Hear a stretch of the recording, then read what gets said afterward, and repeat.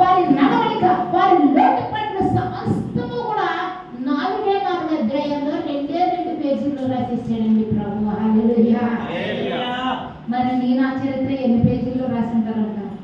అసలు రాయడానికి ఏముందండి అని అంటే, వెనక్కి తిరిగి చూస్తే రాయబడటానికి మన పేరు ఎక్కడుందో కూడా, ఏమో ఉందో కూడా బోధత పెట్టేది కదా, ఎక్కడ కనబడుతుందో కూడా తెలియనటువంటి స్థితిలో ఉన్నా. హల్లెలూయా.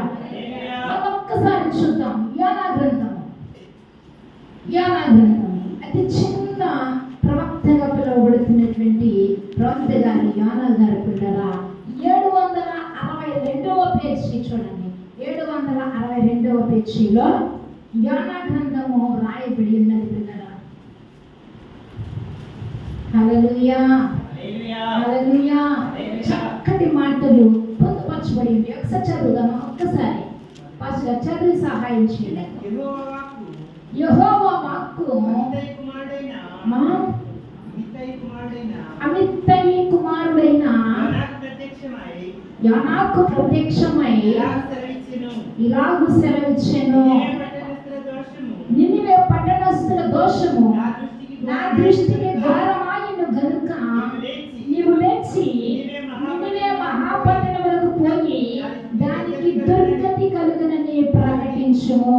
అయితే యెహోవా సన్నిధిలో నుండి తర్షీషు పట్టణములకు పారిపోవాలని యోనా యొప్పేకు పోయి తర్షీషుకు పోవు ఒక ఓడను చూచి ప్రయాణములకు కేవు ఇచ్చి యెహోవా సన్నిధిలో నిలవక వాడవారితో కూడి తర్షీషుకు పోవుటకు ఓడ ఎక్కెను.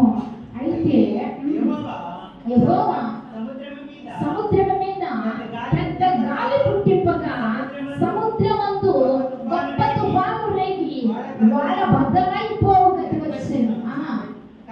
కాబట్టి నావికులు భయపడి ప్రతివాడును తన దేవతను ప్రార్థించి వాడ చిలకన చేయనికై అందులోని సరుకులను సముద్రములో పారవేసి అప్పటికి యోనా వాడ దిగువనకు పోయి పండుకుని గాఢ నిద్రపోయి ఉండెను.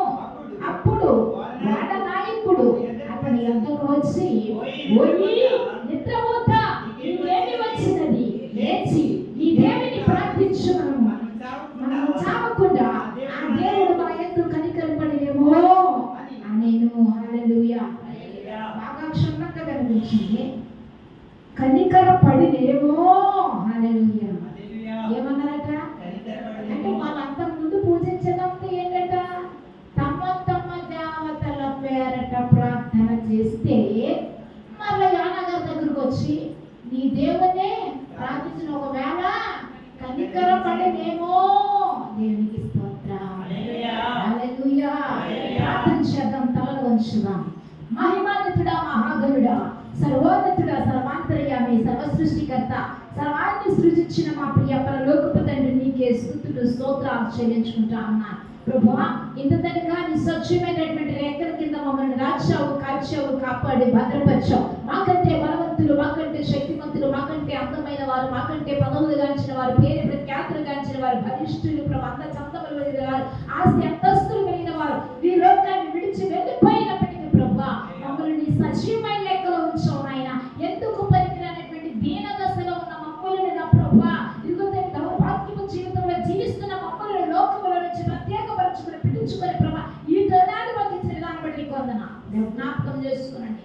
కొద్ది నిమిషాల పాటు నేను నిలబడి నిశ్రమించండి, మరుగుపరచుకోండి. వాక్యాన్ని మాట్లాడబోతున్నావు, అట్టి వాక్యాల ద్వారా బిడ్డలతో మీరు మాట్లాడండి ప్రభా. దైవ సేవకులు జ్ఞాపకం చేసుకోండి, మమ్మల్ని శ్వాసను జ్ఞాపకం చేసుకోండి. ప్రతి బిడ్డ వాక్యం మీరు హృదయంలో భద్రపరచుకునేటువంటి ధన్యత వాక్యాన్ని దయచేసి కొద్ది నిమిషాల పాటు ప్రాణంలో చుట్టుతూనే కావలిగా ఉంచున్నాను. మా ఇచ్చిన ప్రార్థనకి పాలు సరిచేసుకుని సమయాన్ని నీ చేతులకు అప్పగించుకుంటూ యేసు నామమున అడుగుచున్నాను మా తండ్రి, ఆమేన్. ప్రియులారా, యోనా అనగా గువ్వ లేదా పావురము. హల్లెలూయా. యోనా అనగా అర్థం ఏంటంటే గువ్వ లేదా పావురము అనే అర్థము. ప్రియులారా, ఈ గ్రంథాన్ని రాసిన వారు యోనా గారే రాశారు. ప్రియులారా, ఇది ఎక్కడి నుంచి వ్రాయబడింది అంటే పాలస్తీనా యొక్క దేశం నుంచి వ్రాయబడింది. పాలస్తీనా అటువంటి స్థలాన్ని నుంచి ఈ యోనా గ్రంథాన్ని వ్రాయడం జరిగింది. ఈ సమయాన్ని చూస్తే 848వ సంవత్సరంలో ఈ గ్రంథము రాయబడింది. 848వ సంవత్సరంలో యోనా గ్రంథము రాయబడినటువంటి కాలము, సమయము. ప్రియరా, యోనా అనగా ప్రవచనము లేదా దర్శనాలు కలిగినటువంటి పుస్తకము. హల్లెలూయా. యోనా గ్రంథం అంతా చూస్తే ప్రవచనాలు, దర్శనాలే కనబడతాయి ఈ గ్రంథం అంతా కూడా. అంటే ఒక ప్రవచనము ప్రవచించాడు ప్రభువు. నువ్వు నినివేకు వెళ్ళమని చెప్పారు. ఎందుకంటే అక్కడ ఉన్నటువంటి మనుషులకు దుర్గతి పట్టింది. దాని నుంచి వారిని రక్షించాలంటే నువ్వు నినివేకు వెళ్ళాలి. నినివే పట్టణానికి నువ్వు ఎందుకనంటే మన అయ్యగారు ఏం చేశారంటే చక్కగా సంచి వేసుకుని, జోలు వేసుకుని బయలుదేరి ఎక్కడికి బయలుదేరంటాడు? వెళ్ళడానికి నినివేనే వెళ్ళాడు. ప్రభువు మాత్రమే వెళ్ళాడు. కానీ పిల్లలు అక్కడికి వెళ్ళిన తర్వాత మనస్సు మార్చబడింది. అక్కడ ఉన్నటువంటి మనుషులను చూసినప్పుడు ఆకర్షించబడ్డాడు.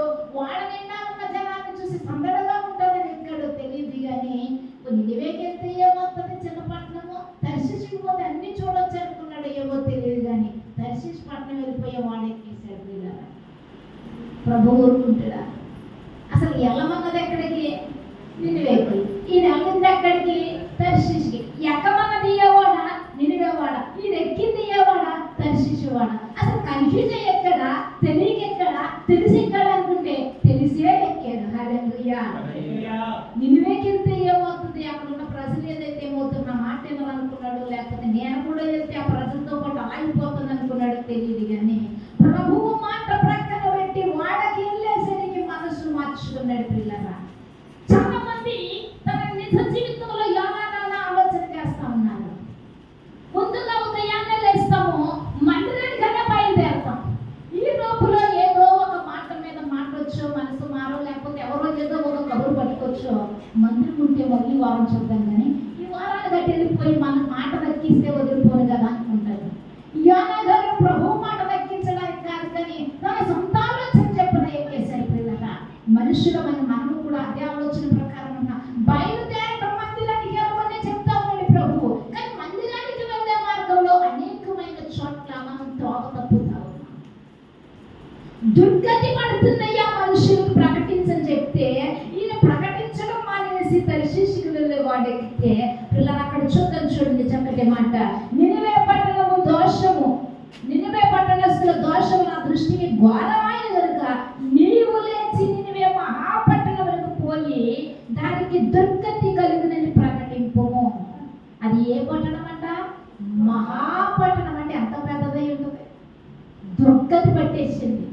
ఆ ప్రజలందరూ కూడా త్రోవ తప్పిపోయారు, బుద్ధిగా తప్పిపోయారు. కాబట్టి ప్రభువు వాక్కు ప్రకటించమని యోనా గారికి మాట్లాడితే యోనా గారు ఏం చేశారో చూడండి. అయితే యెహోవా సన్నిధిలో నుండి తర్షీషు పట్టణములకు పారిపోవాలని యోనా ఇప్పేకు పోయి తర్షీషునకు పోయి ఒక ఓడను చూసి ప్రయాణము కేవు ఇచ్చి, ప్రయాణానికి ఏం చేశాడట? కేవంటే మనం టికెట్ తీసుకుంటాం కదా, అదే రీతిగా డబ్బు ఇచ్చేసి ఆయన టికెట్ తీసేసుకున్నాడు, ఎక్కేసాడు. ఏం చేయాలని?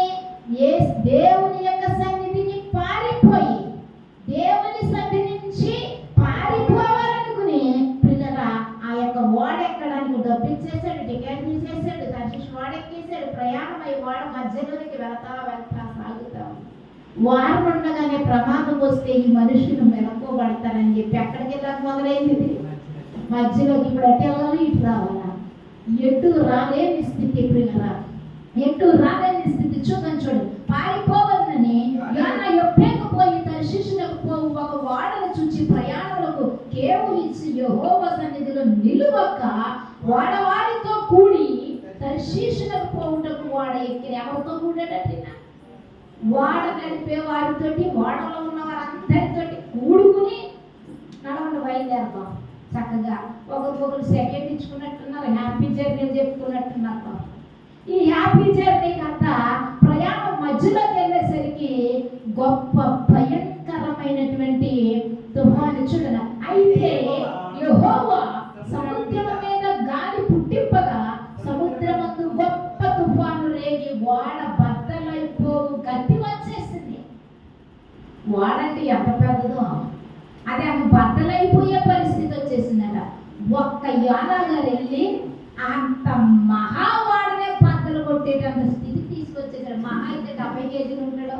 ఒక 80-60 కేజీలు ఉంటాడా, కొన్ని లావు ఉండి 80 కేజీలు ఉంటాడా, కొన్ని అంతగా బాగా ఉంటే 45-50 వచ్చేమా.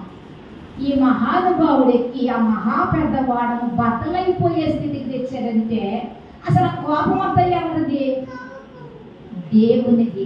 చెప్పిన మాట వినలేదని చెప్పి నేను అలాగే దిగుబాబు అంటే సముద్రం మధ్యలో ఎక్కడ దిగుతాడు ఎక్కడ దిగడో తెలియదు కాబట్టి పిలిచినా పలుకుతాడో లేదో తెలియదు. నా సన్నిధి నుంచే పారిపోతున్నామని పిలవడం ఎందుకు అనుకున్నారో ఎన్నో తెలియదు కానీ పిల్లగా మహాభయంకరమైన గాలి సముద్రమే ఏర్పడుతుంది.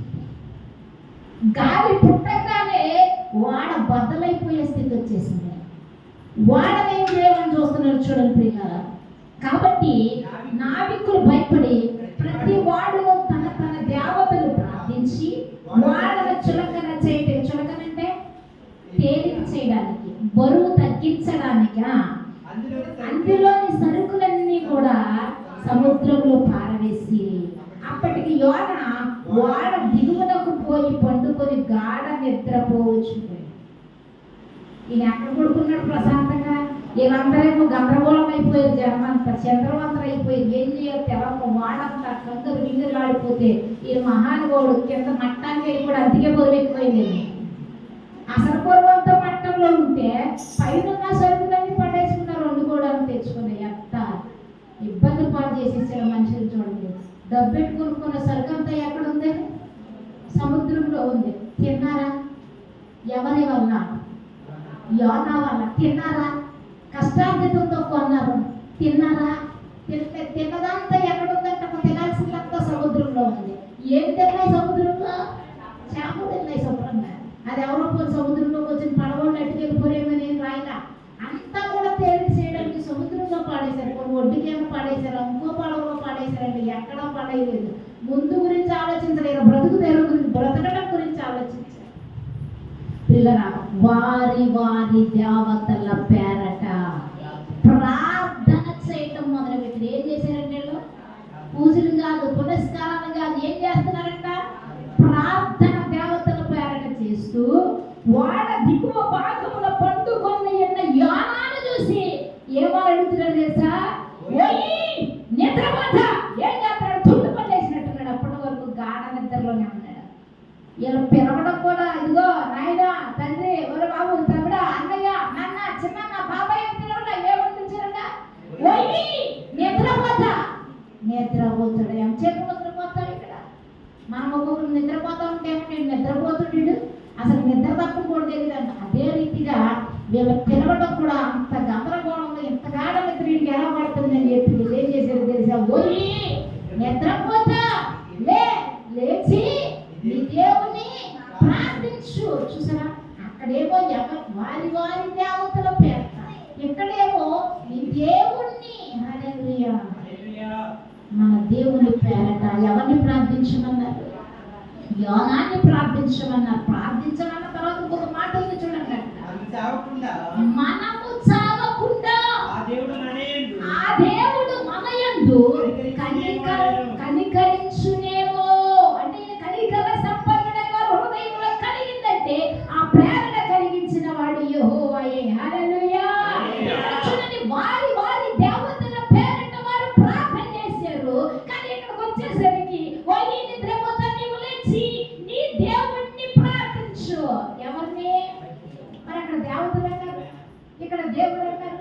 అంటే నిజ దేవుడు యెహోవాని వారి హృదయంలో ప్రేరేపించిన వారు ఎవరయ్యా అంటే యెహోవా మాత్రమే. హల్లెలూయా. ప్రేరణ కలిగించగలిగిన ఆయన కరుణ సంపన్నుడై ఉంటే ఒకవేళ మనల్ని కనికరించునేమో, ఈ ప్రమాదం నుంచి తప్పించునేమో అని చెప్పి నిద్రపోతున్న యోనాను మెలకువ పరిచాడు. పిల్లల, నేటి ఈ క్రైస్తవ జీవితంలో కూడా ఇక క్రైస్తవులమైనటువంటి మనము, ఈ స్వాస్థులమైనటువంటి మనము ఒకవేళ చెప్పిన మాట వినకుండా యోనా వలె సంఘం నుంచి పారిపోతా ఉన్నామేమో, యోనా నుంచి దేవుని సన్నిధి నుంచి పారిపోతా ఉన్నామేమో, దేవుని తప్పించుకొని తిరగడానికి సేవకుడమైనను విశ్వాసులమైనను ఒకవేళ దేవుని ఎరిగినటువంటి నామకత్వ క్రైస్తవంగా జీవిస్తూ ముందుకు కొనసాగుతూ దేవుడి నాకు అవసరం లేదని నీవు పారిపోతా ఉన్నామేమో. జాగ్రత్త. హల్లెలూయా. యోనా వలె పిలుస్తారు కదా, ఇక్కడ నిద్రపోతా అన్నాడు. ఓ స్థిరములేని విశ్వాసి, స్థిరములేని నా కుమారుడు, పిలుచుకోవాలి తప్ప స్థిరములేని నా కుమార్తె, స్థిరములేని నా కుమారుడు అనేటువంటి రీతిలో మనం ఉండకూడదు. ఓ ఈ నిద్రపోతా లేచి దేవుని ప్రార్థించు అన్నాడు. అదే రీతిగా నన్ను ఎరిగిన నా కుమార్తె, నన్ను ఎరిగిన నా కుమారుడా, ఓ నన్ను ఎరిగిన నా బిడ్డలారా నన్ను ప్రార్థించండి అని ప్రభువు సెలవిస్తా ఉన్నాడు. హల్లెలూయా. రాబో విపత్తుల నుంచి, రాబో కష్టాల నుంచి, రాబో కన్నీళ్ళ నుంచి, రాబో ఇక్కట్ల నుంచి, రాబో ఇరుకుల నుంచి ప్రభువు నిన్ను తప్పించబోతున్నాడంటే, ఒకవేళ నిద్రపోతూ ఉన్నావేమో, మెలకువలేని స్థితిలో ఉన్నావేమో, ప్రభువు నిన్ను ప్రేరేపిస్తా ఉన్నాడు. హల్లెలూయా. ఈ మధ్యాహ్నం ప్రేరేపిస్తా ఉన్నాడు. ప్రార్థనలంటే వాయిదా వేసే వరంగా కాదు. యానాగారు కూడా వాయిదా వేసి నాకు అవసరం లేదు, తర్షీషు పట్టణ, నినివే పట్టణ నాకు అక్కర్లేదని తర్షీషు వెళ్ళిపోతా ఉంటే మహా పెనుగాలి పుట్టింది. ఒకవేళ దేవుని నిర్లక్ష్యం చేసి నీ కుటుంబాన్ని ఎక్కువ లక్ష్యం చేస్తే మన కుటుంబాలలో కూడా అటువంటి గాలి చెలరేగుతూ ఉంటుంది. భర్తలో నుంచి చెలరేగుతుందో, భార్యలో నుంచి చెలరేగుతుందో, బిడ్డలలో నుంచి చెలరేగుతుందో తెలీదు. మహాభయంకరమైన గాలి సముద్రం మీద ఎలా వీసుకొచ్చిందో, సముద్రము అనగా లోకానికి సాదృశ్యంగా ఉంది. ఆ గాలి దేవుని కోపానికి సాదృశ్యంగా ఉంది. హల్లెలూయా. మనం కుటుంబానికి ఇస్తున్న ప్రాధాన్యత దేవుని నామానికి ఇవ్వకపోతే ఏదో ఒక దినమందు మన కుటుంబాల్లో కూడా కలహాలు, కన్నీళ్లు, ఇరుకులు, ఇబ్బందులు వచ్చేస్తున్నాయి. సమాధానం లేదు, నెమ్మది లేదని అంటున్నామనంటే కేవలం ముందువలసినటువంటి ప్రాధాన్యత దేవునిది. దేవుని మాటకు ఆయన విలువ ఇవ్వకుండా పారిపోయాడు కాబట్టి అక్కడ ఉన్న మనుషులు ఆ వాడలో యోనా ఉన్నంతసేపు కూడా ప్రశాంతత లేదు, నెమ్మది లేదు, సమాధానం లేదు. వారిలో భయము భయము భయము. ఎవరు చచ్చిపోతుందో, ఈ గాలికి ఈ వాడ ఎటు ఉండిపోతుందో, ఎంతమంది పడిపోతుందో, నేను ఉంటానో లేదో, నా కుటుంబాన్ని చూస్తానో లేదో ఆందోళన. ఎందుకు? కేవలము దేవుని మాటను నిర్లక్ష్య పెట్టడం వల్ల.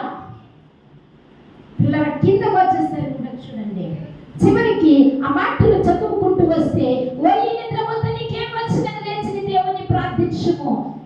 మనము చావకుండానే ఆ దేవుడు మన యందు కనికరించునేమో అని అంతలో ఆ వాడవారు ఎవరిని బట్టి ఎంత కీడు మనకు సంభవించినది తెలియటకై మనము చీట్లు వేస్తామని ఒకరితో ఒకరు చెప్పుకొని చీట్లు వేయగా చీటి యోనా పేరు మీద వచ్చిందట. హల్లెలూయా. ఎన్ని వేల మంది ఎక్కుంటారండి అందులో, ఎన్ని వేల మంది